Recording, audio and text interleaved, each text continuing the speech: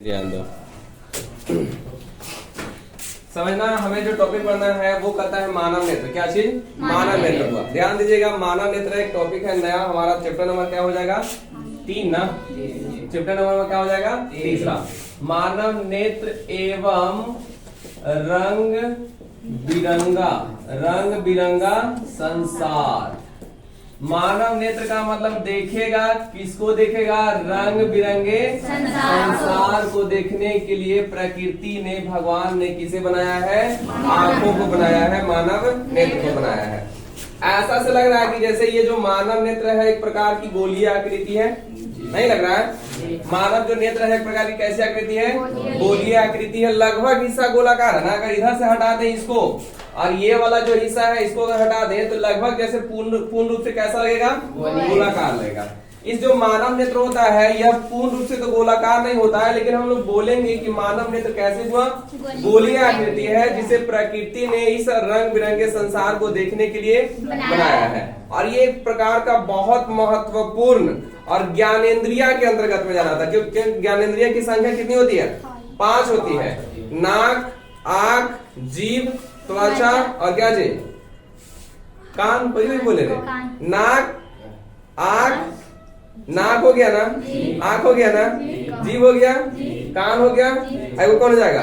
त्वचा। तो 5 ज्ञानेंद्रिया हुआ कि नहीं? तो ज्ञानेंद्रियों में जो महत्वपूर्ण ज्ञानेंद्रिया है वो हमारा कौन है? हुआ आंख है।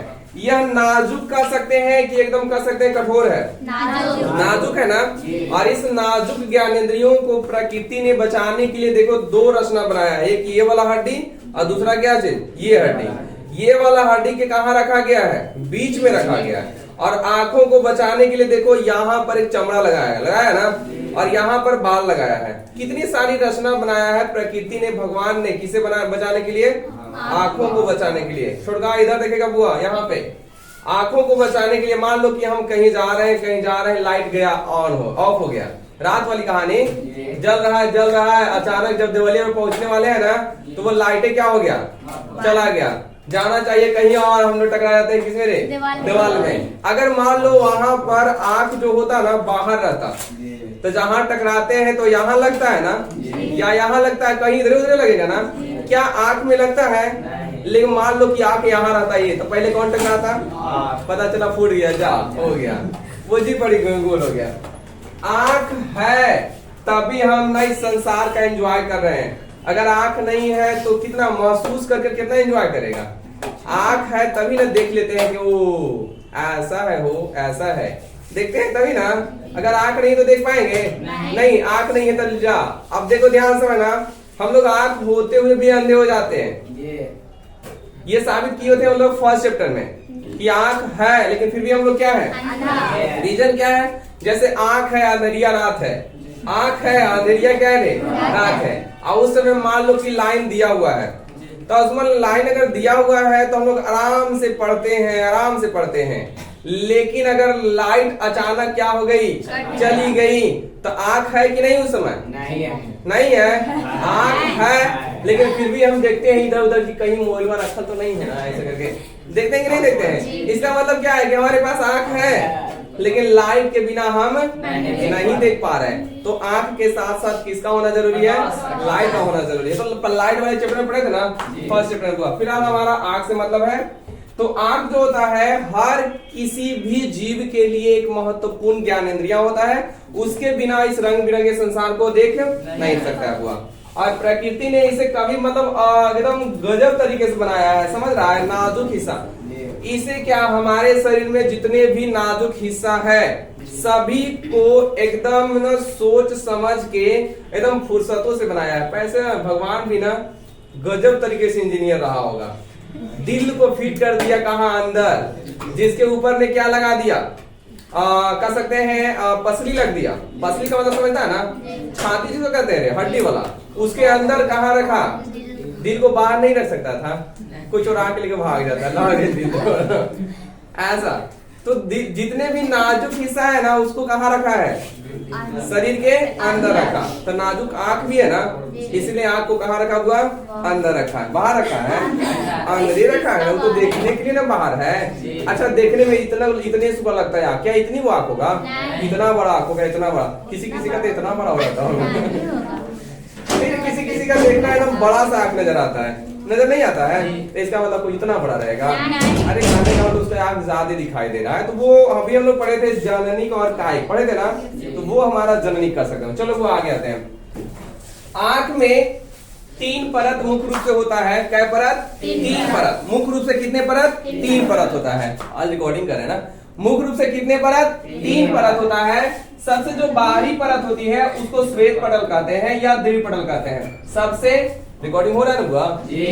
सबसे बाहरी जो परत होती है उसे क्या कहते हैं? श्वेत पटल या क्या कहते हैं? समझिएगा बुआ, सबसे बाहरी परत क्या होती है? श्वेत पटल। और ये ना कठोर होता है। कैसा होता है? कठोर और साथ ही साथ अपारदर्शी होता है। अपारदर्शी, अपारदर्शी, कठोर होता है और अपारदर्शी। अपारदर्शी का मतलब कि बताइए सूरज की किरणें पार करेगी कि नहीं पार करेगी? नहीं पार करेगी। तो आप देखो बुआ, यहां से देखना, यहां से लेकर ये जितना हिस्सा हम शुरुआत वाले परत को देख रहे हैं ना, शुरुआत वाला परत, ये शुरुआत वाला परत सबसे बाहर वाला रचना, उसी को हम लोग क्या कहेंगे? श्वेत पटल कहेंगे। कौन पटल? श्वेत पटल कहेंगे। तो मानव नेत्र का सबसे बाहरी परत क्या कहलाता है? श्वेत पटल कहलाता है, जो कठोर होता है और अपारदर्शी। क्या इससे होकर प्रकाश अंदर प्रवेश करेगा? क्यों? क्योंकि कैसा है? और अपारदर्शी वस्तु से प्रकाश की किरणें अंदर पार अर्थात एक तरफ से दूसरी तरफ नहीं जा पाती हैं। तो पहला हमारा हिस्सा समझ में आया कि मानव नेत्र का सबसे बाहरी परत क्या कहलाता है? श्वेत पटल, जिसे हम लोग कहते हैं दृढ़ पटल। कैसा होता है? कठोर और अपारदर्शी। आगे समझिएगा, ये जो श्वेत पटल हम देख रहे हैं ना, श्वेत पटल को अगर हम आगे चले तो यहाँ चले और यहाँ से देखना एक रचना जो होता है थोड़ा सा उभर गया है, थोड़ा सा उठ गया है। उठ गया है कि नहीं उठ गया है? उठ गया है ना। ये जो रचना हम देख रहे हैं ना, थोड़ा सा देखो उभर गया, उठ गया है ना। तो उस उठे हुए रचना को हम लोग कॉर्निया कहते हैं। क्या कहते हैं? कॉर्निया कहते हैं। क्या कहते हैं? कॉर्निया। अब देखो बुआ ध्यान से, श्वेत पटल का ही अगला उभरा हुआ भाग क्या कहलाता है? कॉर्निया कहलाता है।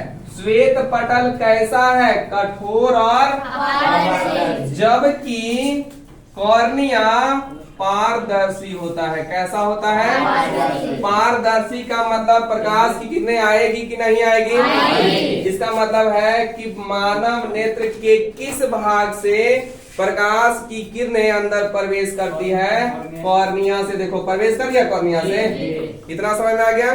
तो हमने पहला रचना देखा क्या चीज? श्वेत पटल, या जिसको हमने क्या कहा? दृढ़ पटल। मानव नेत्र का दूसरा परत, यहाँ मानव नेत्र का दूसरा परत जिसे कहते हैं कोरवाइड। क्या कहते हैं बुआ?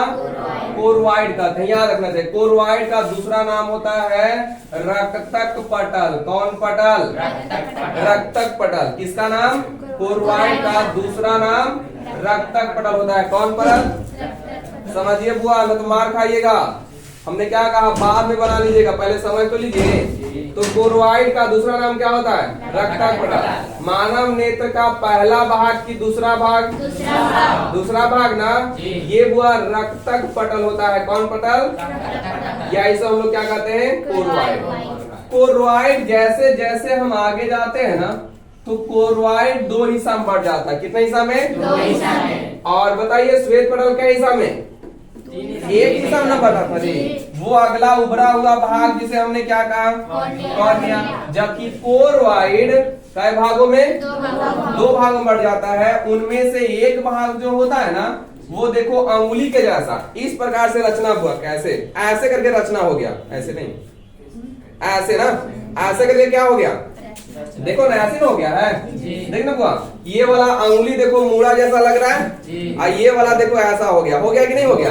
तो ये वाला रचना जो अंगुली जैसा नजर आ रहा है उसको हमने क्या नाम दिया है, आइरिस, या उसे कहते हैं परी।